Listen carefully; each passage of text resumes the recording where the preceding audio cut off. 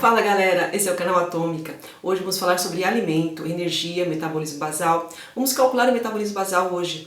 Então pega lá caneta e papel e logo depois da vinheta vamos começar, tá bom? Vamos lá!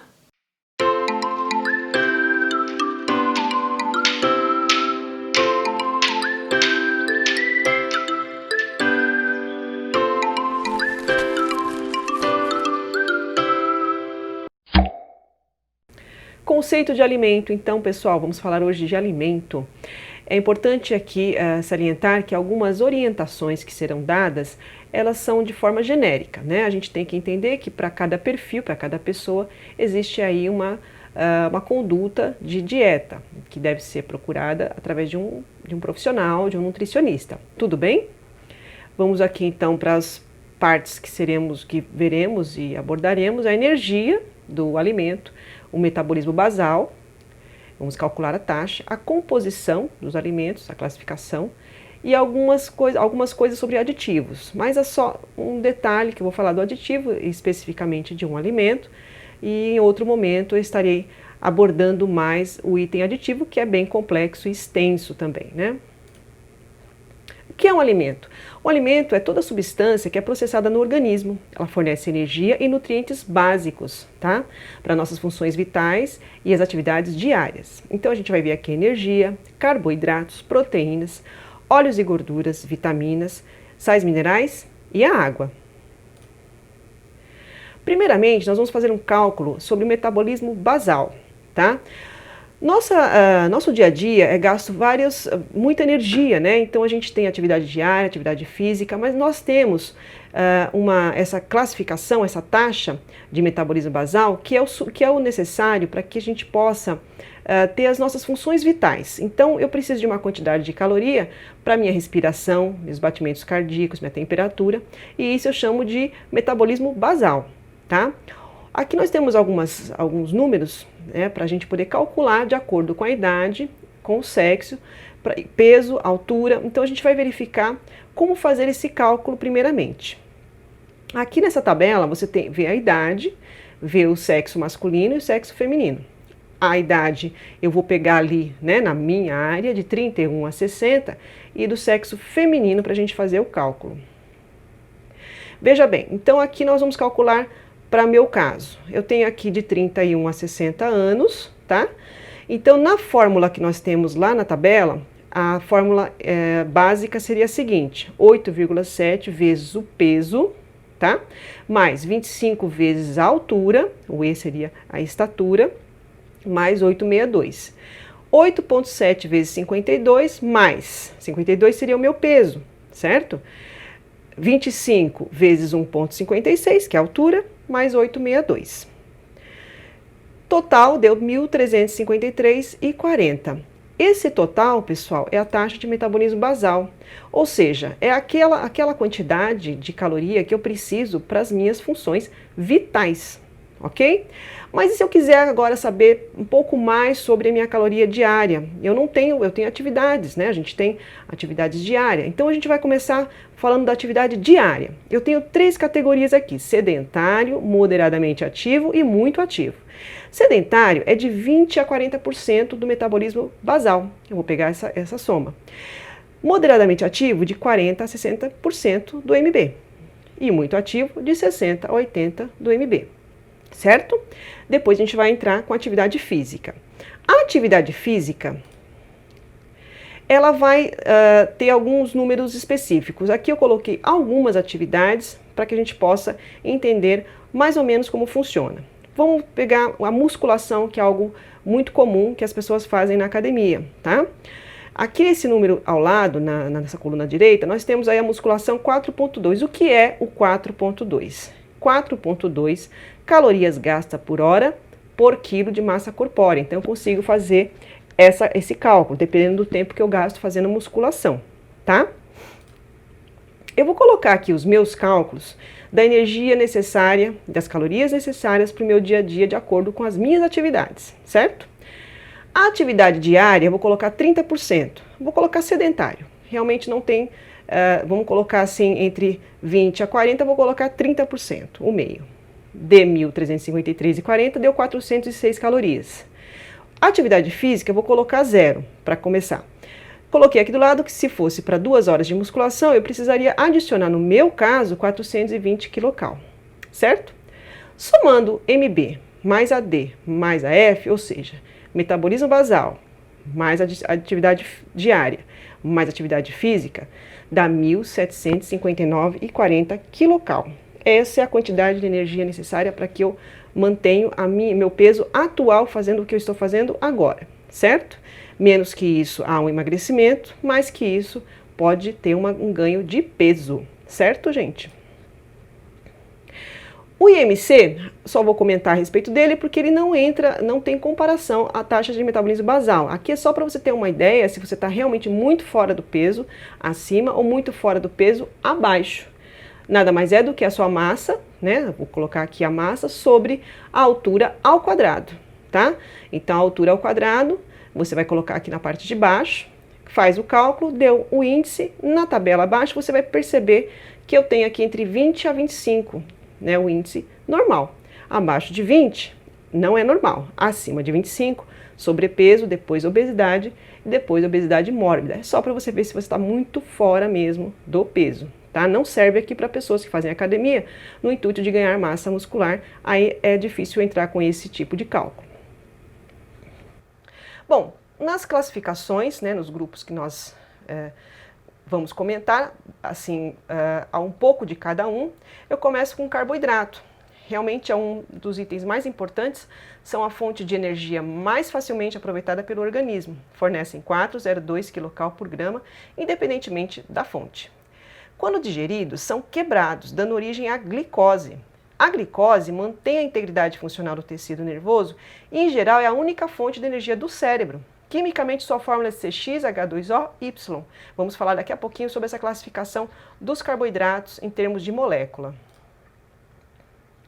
Bom, os carboidratos, normalmente dietas com restrição de carboidratos, geralmente são feitas para emagrecer, né? Mas podem ser prejudiciais. Por quê? Forçam a queima da gordura para a obtenção de energia. Como os carboidratos são necessários para a queima da gordura, na ausência dessa queima, que chamamos de oxidação, ela é incompleta. Aí produz toxinas que podem levar à acidose, que é a diminuição do pH do sangue, ao desequilíbrio do sódio e à desidratação. A fonte de carboidrato normalmente são massas, pães, alimentos ricos em amido como arroz, milho, batata, ok? Então, aquela classificação que eu falei dos carboidratos, monossacarídeos, oligosacarídeos e polissacarídeos. No caso dos monossacarídeos, a classificação carbônica, ele tem até 7 carbonos na molécula. Denomina-se cetose, porque utiliza a função cetona, aldose, porque utiliza a função aldeído. Tá? Alguns exemplos desse caso de monossacarídeos é a glicose, a frutose e a galactose. Oligosacarídeos, tem até 10 monossacarídeos na sua molécula. Então, eu tenho exemplos como sacarose, lactose e maltose. Polissacarídeos, mais de 10 monossacarídeos. Então, eu tenho aí o exemplo de amido, glicogênio, celulose e outros mais. Bom, outro grupo também bem conhecido que são as proteínas, chamadas também de protídeos. Desempenham um papel estrutural, são responsáveis pelo desenvolvimento da estrutura do organismo, músculos, tecidos, hormônios, são formados pela união de alfa-aminoácidos, tá? É um grupo grande de aminoácidos. Fornecem 5,2 kcal por grama, então vai cuidar da estrutura do corpo. Exemplos de alimentos que contêm proteína são os peixes, carnes e ovos. Lipídios. São altamente energéticos, fornecem 8,98 kcal por grama.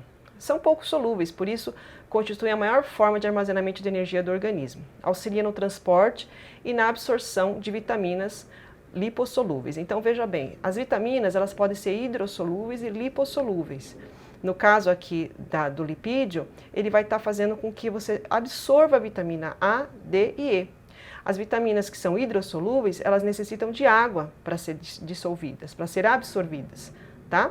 Então, sem os lipídios, eu não tenho a vitamina A, D e nem a E.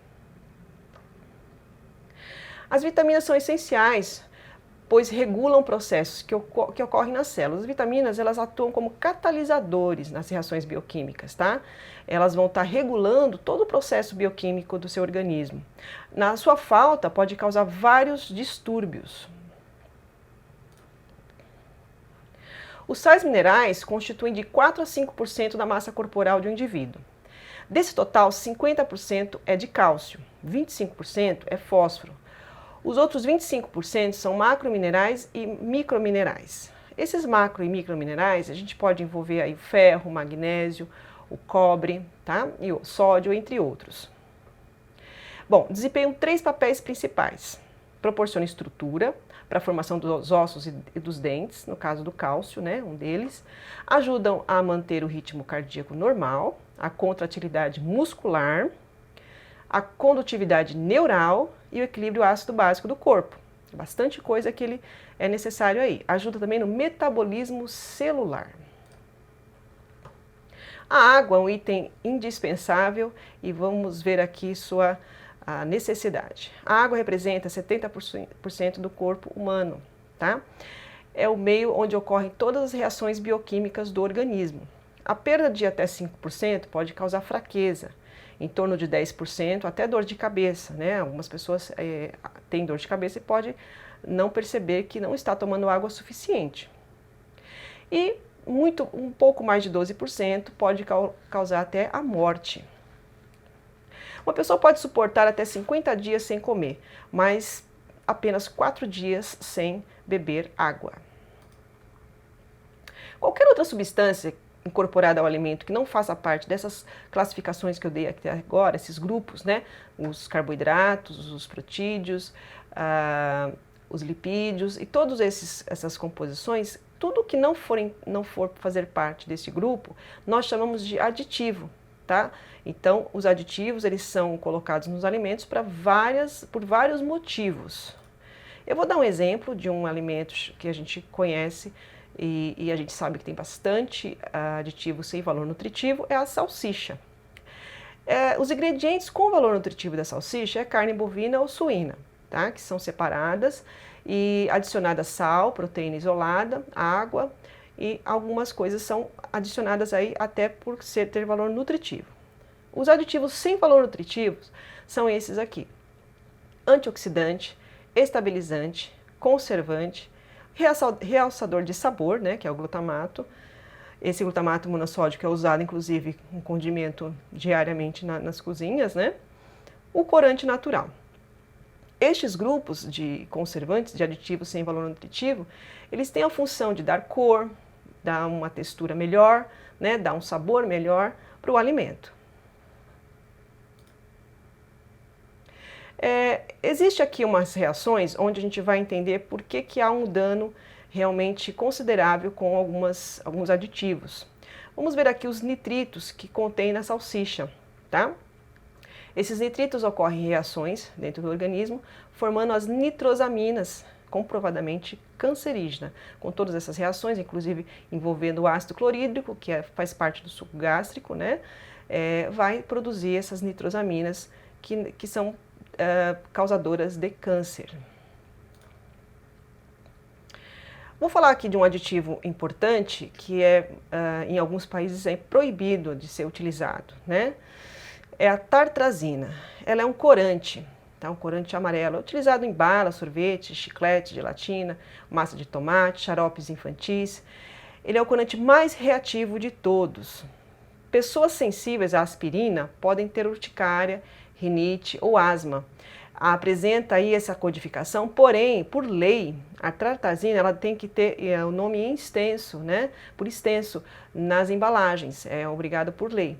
Em alguns países não é nem permitido, no Brasil é permitido, porém tem que estar citado, né, por conta das alergias que as pessoas têm com este corante. Gente, a gente fica aqui falando sobre este aditivo. Num outro momento eu vou falar sobre mais aditivos. Eu agradeço e peço para que vocês se inscrevam no canal, dê o seu like e muito obrigada!